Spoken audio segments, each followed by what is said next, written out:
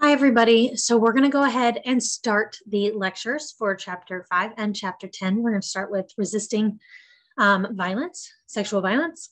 I will remind you that this topic can get really hard, and so there is a number of content notes on this, and please take care of yourself as you work through some of these more challenging topics, okay? So let's go ahead and share my screen.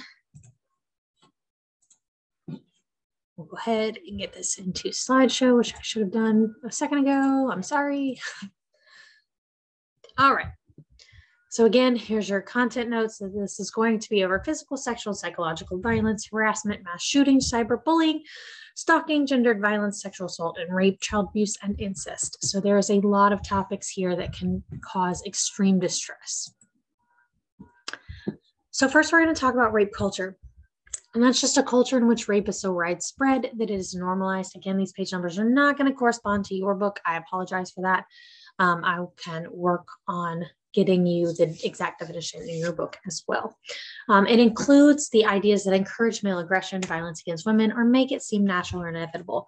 So some of those ideas correspond to kind of these ideas that become rape myths, or these widely held attitudes or inaccurate beliefs about rape that serve to deny, justify, and or perpetuate men's sexual aggression against women, or just sexual aggression against another person in general.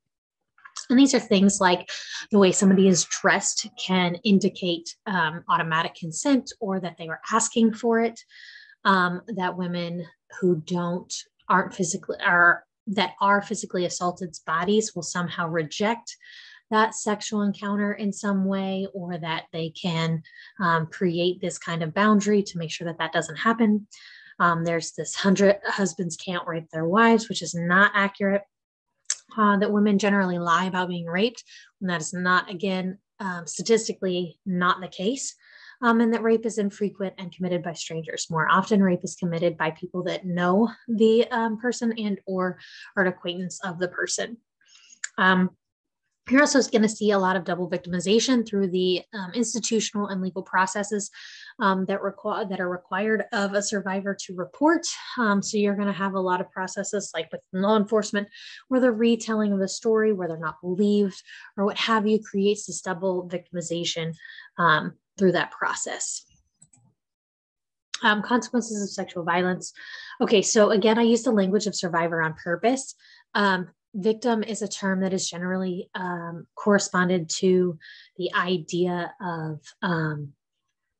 of incapable or demeaning in some way, where survivor really is more aesthetically or more linguistically uplifting, and provides ownership to a person and allows them the body autonomy post something that post a situation where that may not have been the case. But so I use the term survivor, and that's kind of the rationale for that. But survivors have increased feelings of being unsafe, and or they isolate in ways to prevent things from happening again. They can have PTSD. This can be long or short. They have physical injuries due to the violence that is done to them that need treated, and some of those can be as extensive as having long-term disabling possibilities. There are mental health. Survivors have increased suicidal tendencies, eating disorders, sleep disorders, and depressions. And then there's educational outcomes, as we talk about this on a campus situation. You're going to have higher dropout rates, lower grades, decreased memory function, or dropping classes. None of these particular consequences are like, no situation is homogenous. So you're not going to have every single person have all of these, or one of these, or any of these. And that's because every situation and every person is going to handle any of these traumatic experiences differently. And so all of how they experience that is valid and needs to be kind of understood in a very individualized way. Feminism has a long history with violence prevention. They treat their ideas on violence against women really center around this idea that rape is kind of a gendered hate crime, that it, because of it is so overwhelmingly perpetuated by men against women, that there is this this hate of the female gender that creates kind of some of that dynamic, and thus making it a gendered hate crime.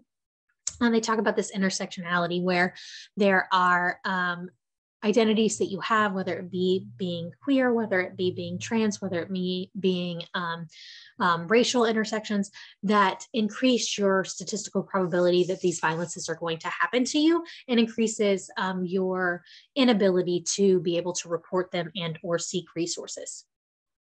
They also talk about it as a personal and psychological issue, not just a physical or sexual issue, that these are things that happen and demean a person on a personal and psychological level. They talk about the issues within messaging, where it is geared towards women needing to prevent the violence done to them, and men, as opposed to men not perpetuating this violence. And so really how this messaging is really geared towards women instead of men, and that there's a dynamic there that creates and continues those violent interactions. They also discuss the cultural and societal discussions surrounding consent. They are talking about busting up rape myths, about rape culture more broadly, about victim blaming, naming those specific problems, the connections to gender roles and other systems of oppression, which is really kind of getting at that intersectionality lens again. They also talk about these violence as a social control mechanism and or just an interpersonal control mechanism that is done to keep, that is done as a result of the hierarchy and gender inequality that is more structural and happens at a more systemic level. Due to the activism that has been done by the feminist movement, we have things like consent trainings, the Violence Against Women Act, Green Dot, Title IX, Take Back the Night. All of these ideas and concepts really came out of feminist movements and really came at the push of feminist activists that continue to work on movements today, which we'll talk about in a bit. On campus, there's exceedingly high rates of victimization. So down in the corner, you have a graphic. That is probably a very positive outlook as opposed to more realistic. It's probably closer to 30% of college women, and that 15% mark for men is probably higher too when you look at more population specific. When you look at things like LGBTQ people, they face an increased rates no matter what the institution is, no matter what the setting is. Stalking and harassments have high rates on college campuses. College Title IX claims also have had procedural changes during the Trump administration that have created a situation of double victimization. Again, where you are now, as a perpetrator, allowed to question and or counter question the person who is making these claims. Again, that is both highly inappropriate and is putting the person on trial in a way that is meant to deter people from engaging in this process and reporting in general. And remember that these are not legal formalities. These are academic formalities that create maybe space between what classes they can be in or how they can be around you, or it might academically suspend them or what have you from specific activities or school in general, depending on the circumstances. But in order to file actual legal claims, you also have to go through the justice system. And that is not always tied to a Title IX case. And so those things have very different rules and understandings. There are higher risks that happen on campus, including drinking and substance use, including being in a dorm or sorority. And that is really linked to this fraternity culture that is very misogynistic in nature and really is geared towards kind of some of these rape culture ideologies.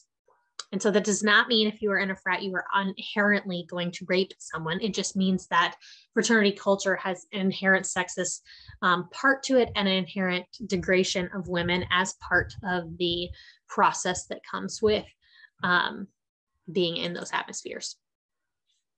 So we're going to stop here. I'm going to get back on in just a second and finish out this lecture. But again, make sure you're taking care of yourself, and I will come back in just a few.